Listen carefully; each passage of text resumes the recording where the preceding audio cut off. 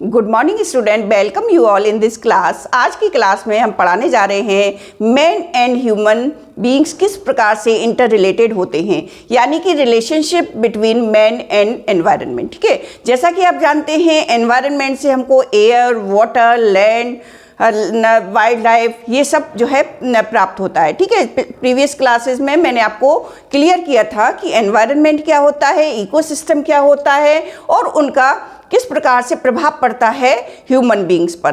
तो आज हम इसी टॉपिक को आगे बढ़ा रहे हैं और आज हम पढ़ाने जा रहे हैं man and human beings are interrelated. हमारा टॉपिक है मैन एंड एनवायरनमेंट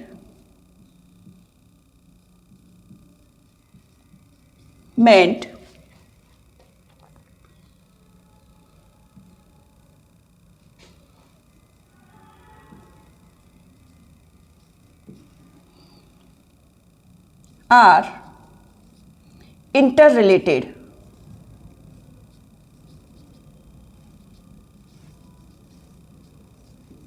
आज हम इसी को स्टडी करेंगे कि किस प्रकार से इंटर रिलेटेड है या रिलेशनशिप इसकी किस प्रकार से है। तो सबसे पहले अगर हम एनवायरनमेंट की बात लें तो एनवायरनमेंट से हमको क्या प्राप्त होता है? एयर, वाटर,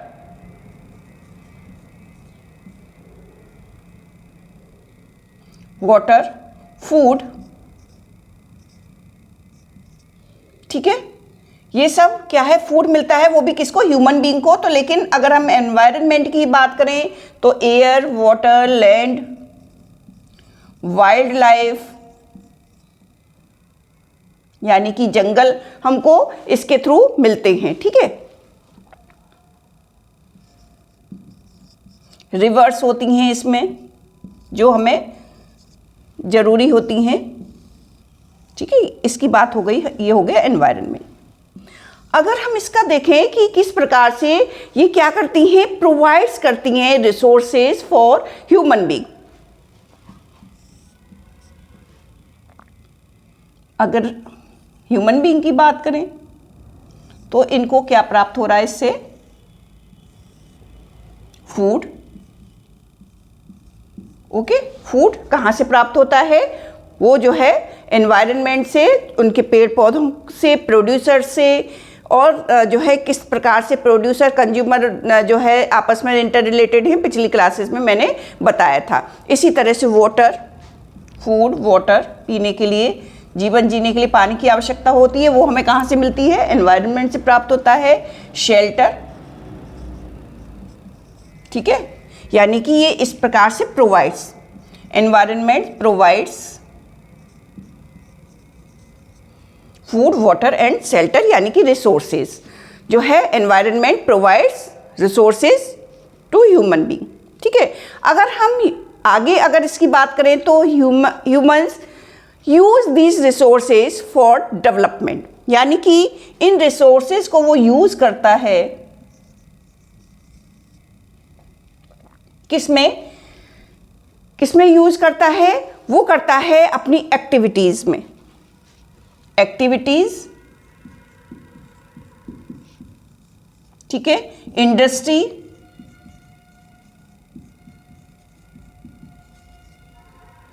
अर्बनाइजेशन,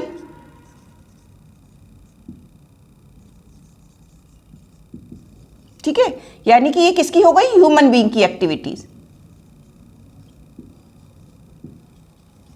यहां तक क्लियर हो गया होगा आपको कि किस प्रकार से ये जो है यूज करता है अपनी एक्टिविटीज में। इंडस्ट्री हैं वो कहाँ से बनती हैं? वो हमारे जो है मैन यूज करते हैं एनवायरनमेंट के थ्रू। ठीक है, अगर ये यूज कर रहे हैं तो human activities impact the environment. Impact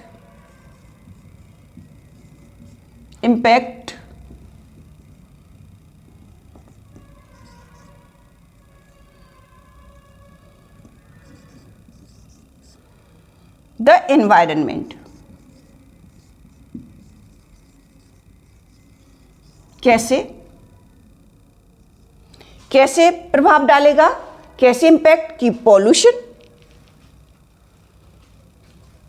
pollution, इसकी वजह से। और क्या चीज़ें हो जाती हैं, जब ज़्यादा यूज़ करता है तो क्या प्रभाव पड़ता है, पॉल्यूशन है, डिफॉरेस्टेशन है।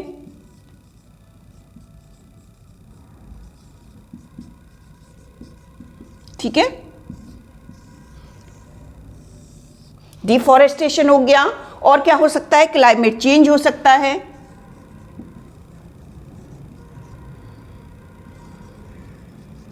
ये सारी एक्टिविटीज हैं जो इसकी वजह से ये समस्याएं उत्पन्न हो जाती हैं। जब वो ज़्यादा यूज़ करता है तो हमारे एनवायरनमेंट पर किस प्रकार से इसका प्रभाव पड़ता है, यानी कि ये सारी चीज़ें, हमारी क्लाइमेट चेंज हो जाता है, इससे पॉल्यूशन हो जाता है, बहुत सारी चीज़ें हैं जो एनवायरनमेंट को नुकसान पहुंचाती हैं।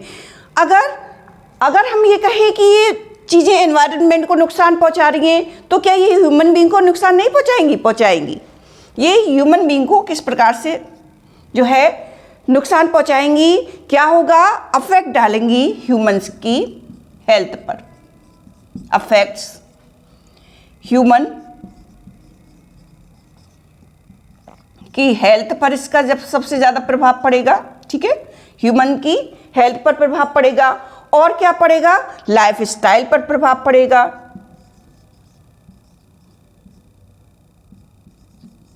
लाइफ स्टाइल पर प्रभाव पड़ेगा। और किस पर पड़ेगा, इकोनॉमी पर प्रभाव पड़ेगा।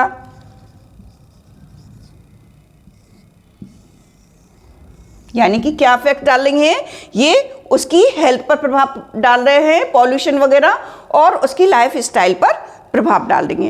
अब हमको क्या करना होगा, अब हम उसको प्रोटेक्शन करना होगा, अब हम उसको बैलेंस करना होगा एनवायरनमेंट को। ठीक है, यानी कि प्रोटेक्शन,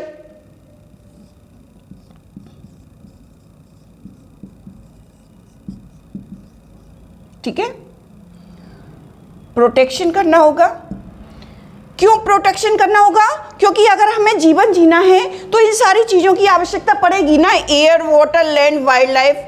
ठीक है, ये सारी चीज़ें नहीं होंगी तो क्या हमारा जो है जीवन चल पाएगा? नहीं चल पाएगा।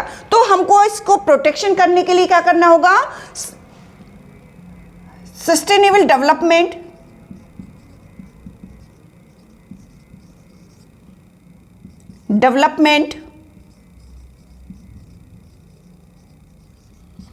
और क्या करना होगा, कंजर्वेशन करना होगा, सारी चीज़ों को बचाना होगा। हमारी आने वाली पीढ़ी के लिए हमको ये सब कुछ बचाना होगा जो हमने जो है यूज़ किया है। तो उसके लिए हम सरकार ने नई नई स्कीम्स जो है लागू की हैं एनवायरनमेंट को बचाने के लिए। ठीक है, तो आज की क्लास में हमने पढ़ा कि ये किस प्रकार से इंटर रिलेटेड है जो है मैन एंड एनवायरनमेंट। सबसे पहले आपने देखा कि एनवायरनमेंट के थ्रू हमको क्या मिलता है, ये जो है फूड, वाटर, शेल्टर वगैरह, वो हमारे एनवायरनमेंट की वजह से ही मिलता है। यानी कि environment provides resources to human use these resources for development, यानी कि ये डेवलपमेंट हुआ। ठीक है, उसके बाद human uses these resources and human activities impact on environment affect the human life। Okay, human life जब अफेक्ट हो जाती है तो हमको ज़रूरत पड़ जाती है इसके प्रोटेक्शन की, यानी कि एनवायरनमेंट के प्रोटेक्शन की। तो ये मैन एंड एनवायरनमेंट एक दूसरे से इंटर रिलेटेड हैं। ठीक है, आज की क्लास में मैंने आपको बताया कि कितनी ज़रूरी है ये सारी रिसोर्सेज को बचाना जो एनवायरनमेंट के थ्रू हमको प्राप्त हो रही हैं। ठीक है, तो आज की क्लास में आज बस इतना ही इसको मैंने बताया। अब अगली क्लास में मैं नेक्स्ट टॉपिक के साथ आपको जो है और भी चीज़ें बताऊंगी। थैंक यू बच्चों।